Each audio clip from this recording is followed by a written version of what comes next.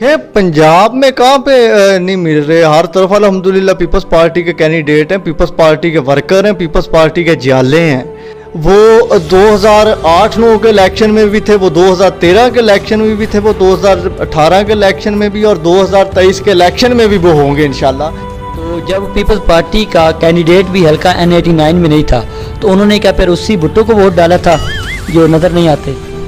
नहीं, आप फैसल भाई बात वो कहे ना।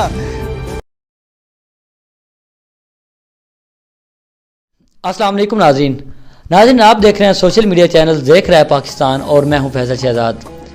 नाजरीन, 30 नवंबर 1967 30 नवंबर 1967 को एक सियासी जमात की बुनियाद रखी जाती है। वो सियासी जमात आज पाकिस्तान पीपल्स पार्टी के नाम से मशहूर है। उस सियासी जमात की बुनियाद रखने वाली शख्सियत को जुल्फ़िकार अली भुट्टो के नाम से याद किया जाता है। दुनिया उनको कायदे अवाम के नाम से भी जानती है। नाज़रीन, जब इस जमात की तख्लीक हुई उसके 5 साल बाद ही ये जमात बरसर इक़्तिदार में आ गई थी और वक्तन फ़वक्तन अब तक ये जमात मुख्तलिफ़ तरीक़ों से बरसर इक़्तिदार आती रही है। इस वक्त हाल ये है कि ये जमात सिर्फ सिंध की जमात तक महदूद होकर रह गई है। हालांकि पहले इसी जमात को वफाक की अलामत समझा जाता था। इसी जमात की चेयरपर्सन मोहतरमा बेनज़ीर भुट्टो को चारों सूबों की जंजीर कहा जाता था, लेकिन इनकी पॉलिसियों की वजह से, इनके इक़दामात की वजह से ये जमात आज सिर्फ सिंध की तक महदूद होकर रह गई है। आज हमारे साथ मौजूद हैं पीपल्स स्टूडेंट फेडरेशन के जनरल सेक्रेटरी अली रज़ा गुजर। उनसे बात करेंगे, उनसे पूछेंगे कि आखिर इस जमात के अरूज ज़वाल की वजूहात क्या हैं। मज़ीद उनसे इलाकाई सियासत पे बात करेंगे। अस्सलाम वालेकुम अली भाई। जी वालेकुम अस्सलाम, क्या हाल है आपका? ठीक है आप? जी अल्हम्दुलिल्लाह ठीक ठाक है। अली भाई, सबसे पहले तो मैं ये बताएं कि आप सियासत में आने का आपका रुझान कैसे बना, क्या वजह बनी आपने खुद को सियासत में एंटर किया?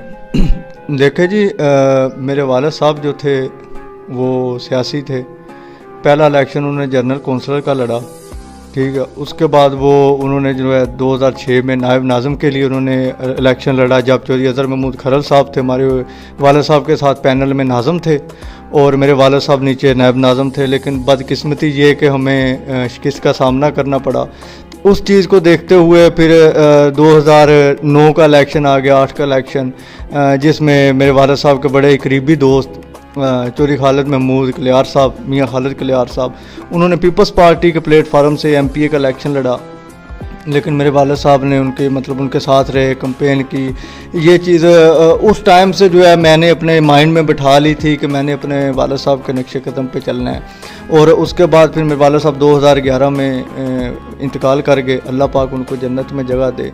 उसके बाद 2011 के बाद फिर 2000 मेरा ख्याल है 13-14 का इलेक्शन आया।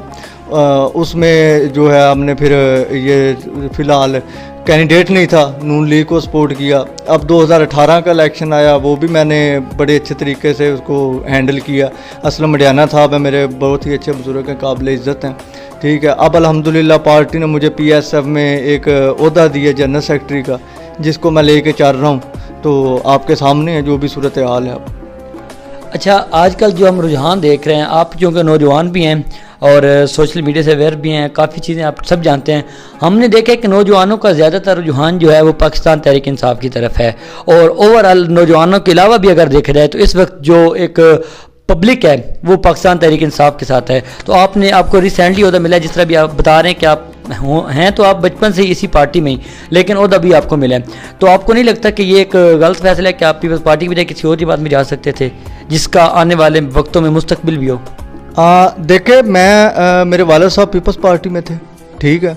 उसके बाद अगर सही मानों में देखा जाए, सही बात पूछी जाए, तो मैंने जो है पीपल्स पार्टी को 2018 में ज्वाइन किया है, ठीक है। मेरे बहनोई है, brother in law Chaudhary Tariq Mahmood Gujjar sahab, ठीक है। वो NA 91-91 में अहमद सुल्तान चीमा साहब और डॉक्टर जुल्फ़िकार अली भट्टी साहब के मद्दे मुकाबले उन्होंने पीपल्स पार्टी के प्लेटफार्म से इलेक्शन लड़ा है, ठीक है। और मैंने अगर सही मानों में देखा जाए, मैंने 2018 में पीपल्स पार्टी को ज्वाइन किया है। लेकिन मैं देखता रहा। आपने जैसे कि आपने सवाल किया कि नौजवान जो ज़्यादातर है वो ISF में जा रहे हैं, ठीक है, पाकिस्तान तहरीक इंसाफ की जो तंजीम है उसमें जा रहे हैं। उसकी वजह ये थी कि हमारे सरगोदा में इसको देखने के लिए हमारी जो लीडरशिप थी वो इस तरफ उसका ध्यान नहीं था। ठीक है। मेरे बहुत ही अच्छे भाई हैं, कामरान वडाई साहब हैं, वो सीनियर नायब सदर हैं PSF पंजाब के। ठीक है, अल्हम्दुलिल्लाह बड़े अच्छे वर्कर हैं, बड़े अच्छे वर्कर हैं। उनका एक पार्टी में मुकाम है, उनका एक पार्टी में नाम है। उन्होंने मेहरबानी की, उन्होंने मुझे जनरल सेक्रेटरीशिप दी डिस्ट्रिक्ट सरगोदा में। उन्होंने कहा जी अली भाई इस तंजीम को दोबारा आपने एक्टिव करना है। ठीक है, लेकिन हमारा कोई अल्हम्दुलिल्लाह ये माटो नहीं है कि हम किसी के साथ कोई दंगा फसाद करें या किसी के साथ कोई लड़ाई झगड़ा करें। बिल्कुल भी हम इससे पाक हैं अल्हम्दुलिल्लाह। हम कल भी पाक थे, हम आज भी इससे पाक हैं। और मैं हकीकतन आपको ये वाज़ेह पैगाम देता हूँ कि इंशाल्लाह अल्लाह के फजलो करम से हम बिल्कुल अपनी जमात की जो ये तंजीम है उसको बिल्कुल एक पाक साफ़ तरीके से लेके चलेंगे और आवाम की फलाह व बहबूद के लिए दिन रात मेहनत और कोशिश रहेंगे इंशाल्लाह।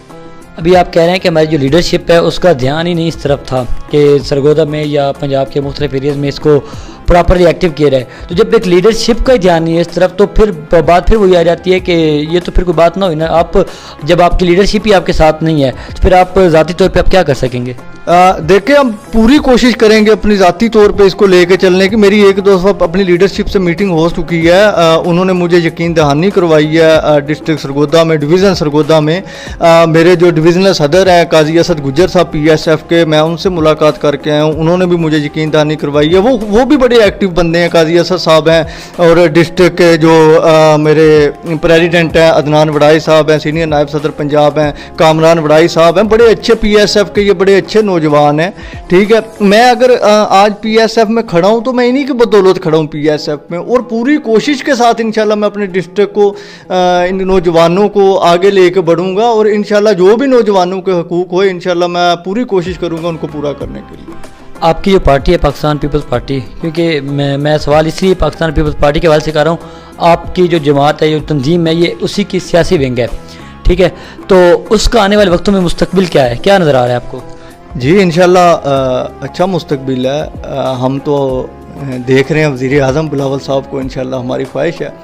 तो लोगों का तो पता नहीं है लेकिन हमारा जो है इंशाल्लाह पूरा ये इस पे फोकस कर रहे हैं कि बिलावल साहब जो है वज़ीर आज़म बने। ठीक है, और इंशाल्लाह दोबारा एक दफ़ा जो है जो कह रहे थे कि पीपल्स पार्टी ख़त्म हो चुकी है उनको हम दोबारा बताएंगे कि पीपल्स पार्टी कल भी थी आज भी है। भुट्टो कल भी ज़िंदा था और भुट्टो आज भी ज़िंदा है। देखिए, वो तो फिर बातों की हद तक की ज़िंदा है। सिंध के हालात भी आपने देख लिए और 2008 से लेकर 2013 तक जो पाकिस्तान के हालात थे वो भी आप लोगों ने देख लिए।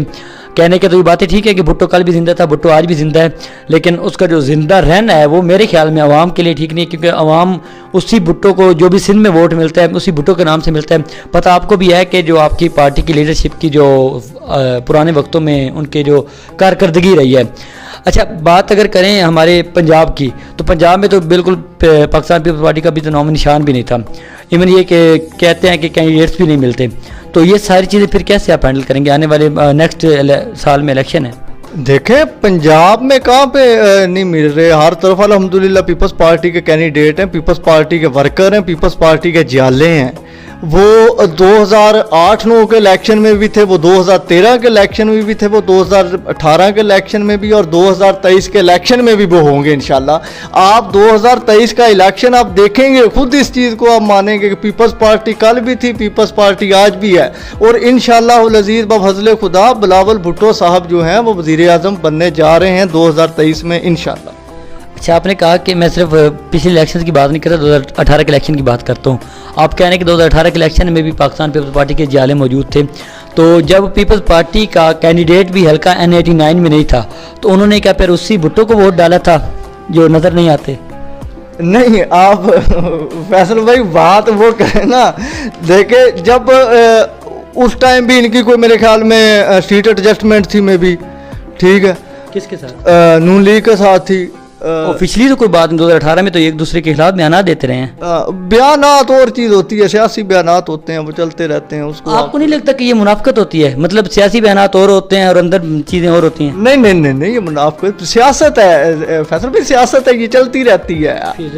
सीधा उसी लफ्जों में कि सियासत ही मुनाफकत है। आप सियासत इसी को कहते हैं, मुनाफकत ना नाम दे, सियासत है ना। आप सियासत को सियासत देखिए, मुनाफकत की तारीफ ये है कि जिस बंदे का अंदर और बाहर और वो मुनाफिक होता है। सर वो और चीज़ होती है, सियासत ही होती है। जरदारी साहब को अब ये तो नहीं कह सकते उनका अंदर और नहीं है और बाहर भी और नहीं, वो जो चीज़ करते हैं उनका अंदर भी वही चीज़ होती है और बाहर भी वो वही चीज़ दिखाते हैं। लेकिन ये राइट है कि वो अपने साथ वालों को भी नहीं बता रहे और वो क्या करने जा रहे हैं। नहीं, इस बात से मैं एग्री करता हूँ कि उनके अंदर भी ये होता है कि उनका अपना जाती मफाद निकलता रहे और बाहर भी वो यही कोशिश होती है कि अपना मफाद निकलता रहे। मेरी बात सुने, जाती मफाद इसमें कुछ नहीं होता, अवामी मफाद है। ठीक है, मुझे ये बताएं जरदारी साहब ने जाती मफाद क्या लिया आपसे, मुझे ये बताएं। नहीं, मुझसे जाती मफाद उन्होंने क्या लेना है। अभी जो रिसेंटली जो इवेंट्स हुए हैं, लाइक जो हुकूमत इमरान खान साहब की गई है और बाकी मुतहदा अपोजिशन जो उस वक्त थी उनकी हुकूमत अभी आई है, तो सुनने में यही आ रहा था कि नून लीग के साथ सीट एडजस्टमेंट हुई है पंजाब में उनकी।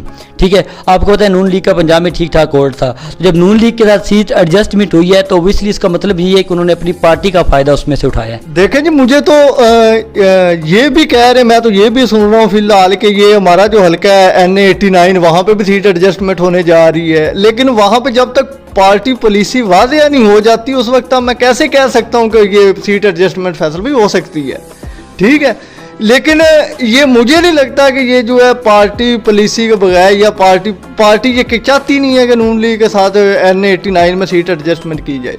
अभी आप कह रहे हैं कि हो सकता है 2018 में भी इनकी सीट एडजस्टमेंट हो थी, सकता है, तो अभी आप कह रहे हैं कि पार्टी ये चाहती नहीं कि उनके साथ एडजस्टमेंट हो। मैंने हो सकता क्या है, ठीक है। लेकिन ये 2023 के इलेक्शन में मैं आपसे कह रहा हूँ कि मैं सुन रहा हूँ कि हो सकता है सीट एडजस्टमेंट हो जाए, लेकिन अभी तक पार्टी पॉलिसी तो वाज़ेह नहीं हुई, हम कैसे। अच्छा चलें, छोड़ें इन बातों को, आप ये बताएं कि पाकिस्तान के इस वक्त सबसे बड़ा मसला क्या है।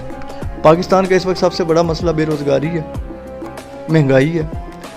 और मैं चाहता हूँ कि बेशक हुकूमत वफाक में है, ठीक है, लेकिन मैं ये चाहता हूँ कि इसको कम होना चाहिए, महंगाई को, और रोज़गार के मौके पैदा करने चाहिए। आपको नहीं लगता कि पाकिस्तान का इस वक्त सबसे बड़ा मसला इमरान खान है? क्योंकि सारी हुकूमत, सारे वजीर जितनी भी है, मतलब वफाकी हुकूमत है, वो सारी उनको वही मसला बना हुआ है कि इसको कैसे रोका जाए, इसको कैसे, उनकी वो जो मसाइल आप अभी बात कर रहे हैं, बेरोज़गारी, महंगाई, उसकी तरफ तवज्जो ही नहीं है।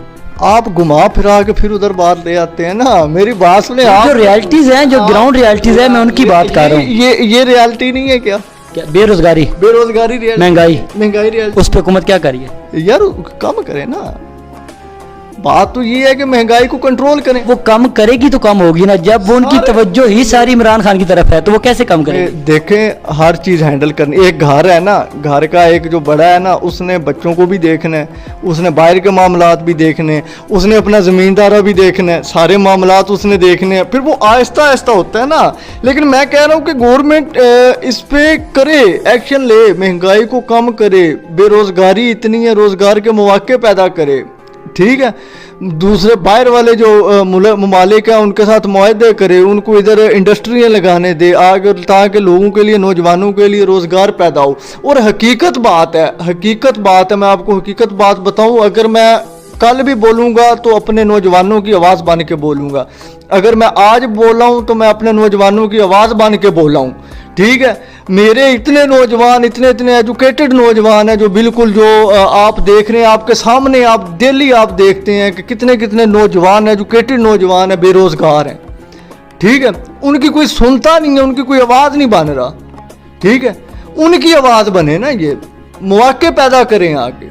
सर वही तो मैं पूछ रहा हूँ कि ये किसने करना है? अभी आपको पता है कि अगले साल इलेक्शन है, तकरीबन थोड़ा सा टाइम ही रहता है, 4-5 माह तो इनको आए हुए हो गए हैं। जब से ये आए हैं तब से लेके अब तक हालात मज़ीद ख़राब ही हुए हैं। अभी आप कह रहे हैं कि वो महंगाई को कम करें, बेरोज़गारी को कम करें, तो अभी तक अगर नहीं किया तो फिर आने वाले वक्तों में किसने ये करना है और कब करना है? मतलब पता तो चले ना कि यार अभी कुछ हो रहा है, कुछ होता नज़र भी तो नहीं आ रहा। इंशाल्लाह पीपल्स पार्टी करेगी, बिलावल भुट्टो साहब वज़ीर-ए-आज़म हैं, इंशाल्लाह आने वाले वक्तों में बिल्कुल करेंगे, महंगाई को कम करेंगे। पहले भी आप देख लें स्टूडेंटों के लिए क्या किया। अभी पीपल्स पार्टी अपना किरदार क्यों नहीं अदा कर रही? अभी भी तो उनको साथ ही है ना।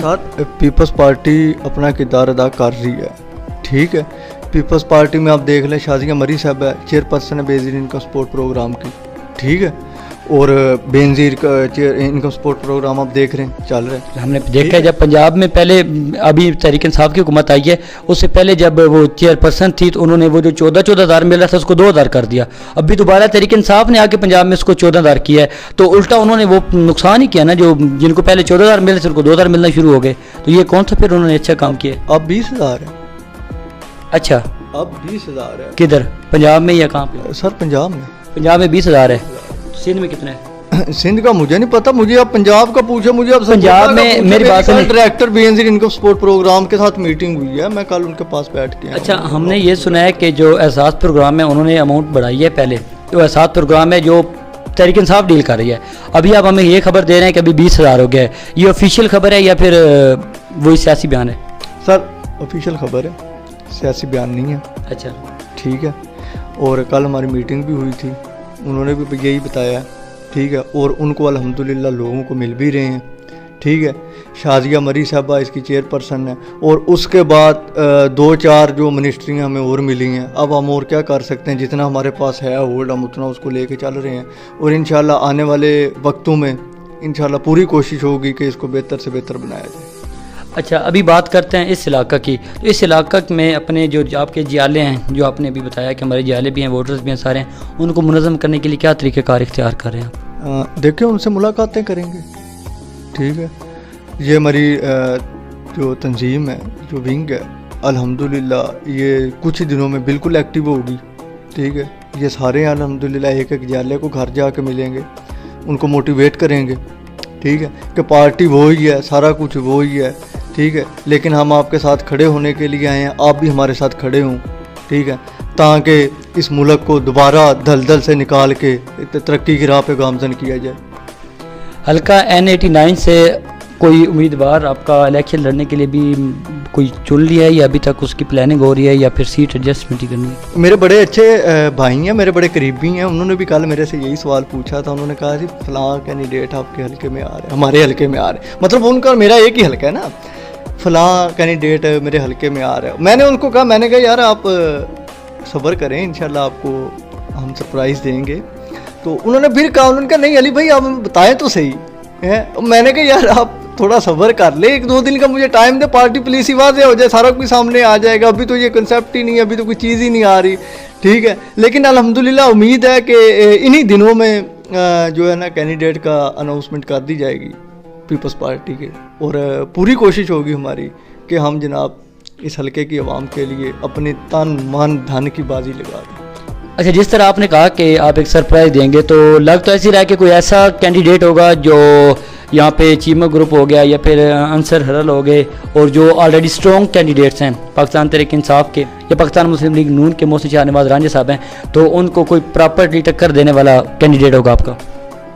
वो कैसे कहा था उन्होंने, टक्कर देने वाले टकरेंगे, आप टक्कर के लोग टकरेंगे इंशाल्लाह। पीपल्स पार्टी में भी हल्का है N89 में आपको टक्कर के लोग टकरेंगे। चलिए, बहुत शुक्रिया। बातें बता रहे। एंड पे आप अपने जो यहाँ के जियाले हैं, जो पाकिस्तान पीपल्स पार्टी के वर्कर्स हैं, उनके लिए अगर आपका कोई मैसेज हो तो?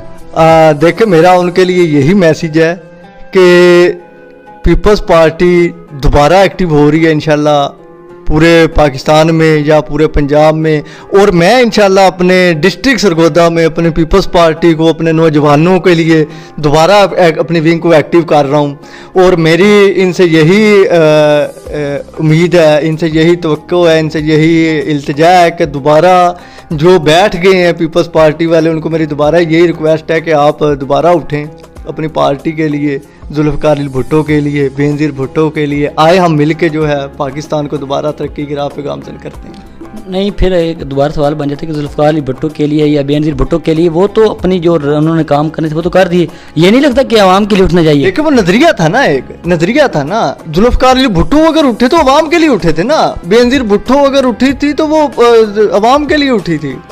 ठीक है।